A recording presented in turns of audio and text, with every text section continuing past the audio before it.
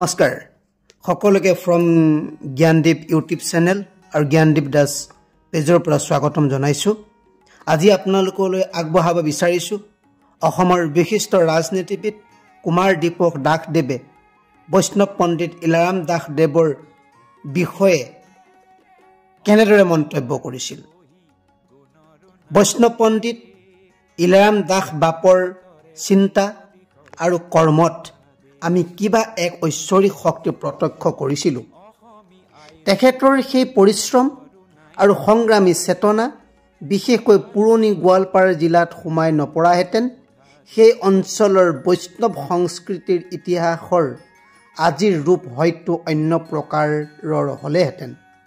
যি ৰাজ পৰিয়ালৰ পৃষ্ঠপোষকতাত গুৰুজনাই আৰম্ভ কৰা বৈষ্ণৱ আন্দোলন প্ৰসাৰিত হৈ উঠিছিল, গুৰুজনাৰ বিয়োগৰ 500 বছৰৰ পিছত গুৰুজনাৰ আদৰ্শ চৰ্চা আৰু প্ৰসাৰৰ ক্ষেত্ৰত ক্ৰমান্বয়ে স্থিমিত হৈ পৰা সেই বৈষ্ণৱ আন্দোলনক পুনৰ সক্ৰিয় কৰাত জিনকটা, সত্ৰশাল, হৰিপুৰ পৰ্যন্ত স্থানসমূহত একশৰণ নাম ধৰ্মৰ প্ৰচাৰ কৰি অহোপুৰুষাৰ্থ কৰা একমাত্ৰ আচাৰ্যজন হৈছে ইলাৰাম দাস বাপ। মই তেওঁৰ শ্ৰীচৰণত ভক্তিভৰা সেৱা জনাইছোঁ।